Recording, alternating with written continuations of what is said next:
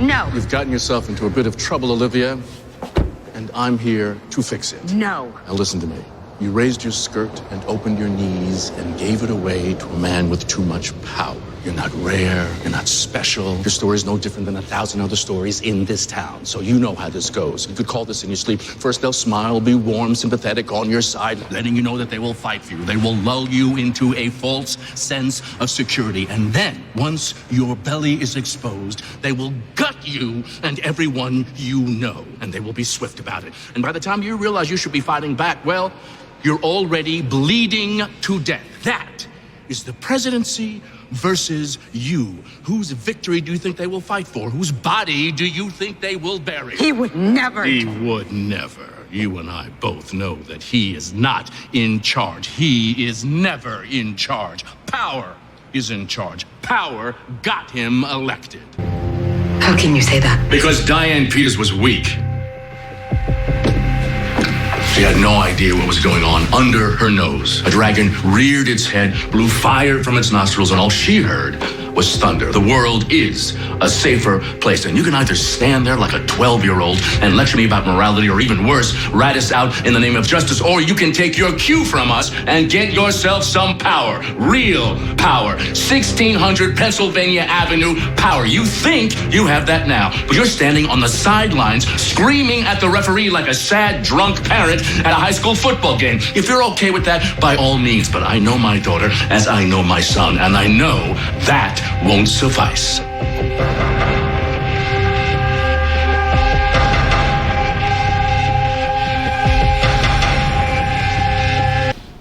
Admit it, Olivia, this is a gift. Now you can make a case. If Frankie dies, Millie has a legitimate shot to the Oval. But be careful.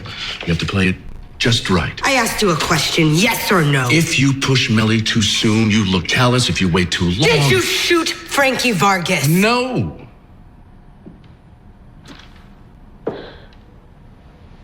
I don't believe you. Don't talk about me like you know me. You don't know me. It is your friends who do not know you, but I do. You are a warrior. Never reckless, never naive. Too smart to let fear drive you. Precise, quiet, calculating. You will wait for the right time. You will look at all the possible outcomes.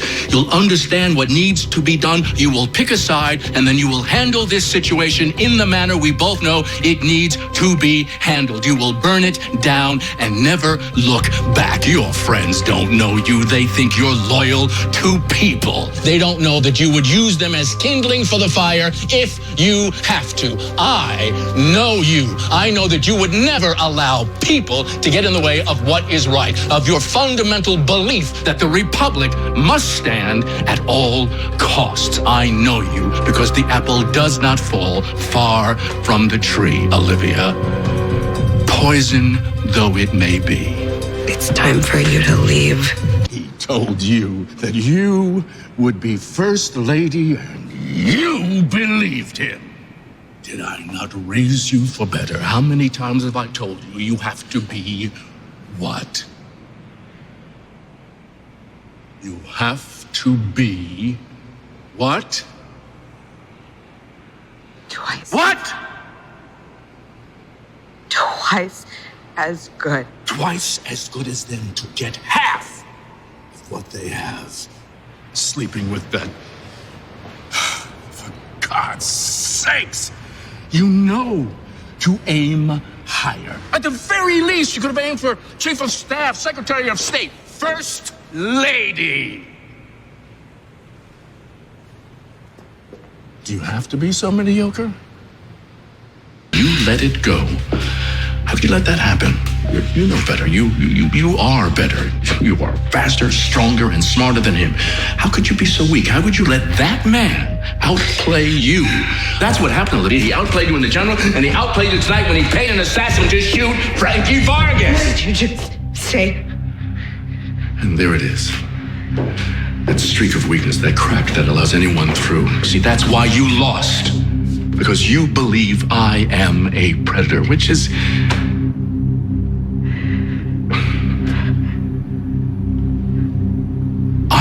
your father. I am not a predator. I cannot be a predator, not in this world. I am very smart prey, trying to help my species survive. Think like them. Who gains the most if Frankie Vargas dies? Who has spent decade after decade helping fairer yet less competent men than him raise their hand on Inauguration Day? Who has the heart of a conqueror and the arrogance of a king? Who would quite literally kill for this job? Celebrity. Has your newfound notoriety been good for business? Please don't start. Olivia, you're overcompensating. You're starting. You stood on the mountaintop. The Ring of Fire was around you. You played him like fiddle. You held power in your hands. You were power. You had the oval. My baby had the oval. You were running the place and he was clueless. Tell me I'm wrong. It's better this way. No. You can fool those twits over there, but you can't fool me. Tasted blood. You know what it's like. You want it. I offered you San Benito when you turned me down. That cost you the election. Tonight, you have a second chance at the Oval.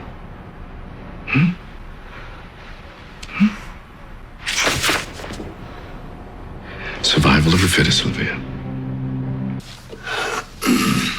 You're here pretending you don't already know what you have to do. You know it's clear, you just don't want to. She loves him. Well, that doesn't matter. It never matters. You know that. That oval is yours. It belongs to you. But you have to get her there. Now, she wants it. She wants it almost as badly as you do. But there is a difference. She is weak. She is undisciplined. She is soft. She has never been hungry for anything. She has never learned the hard way that love is a privilege reserved for the victor. But you know.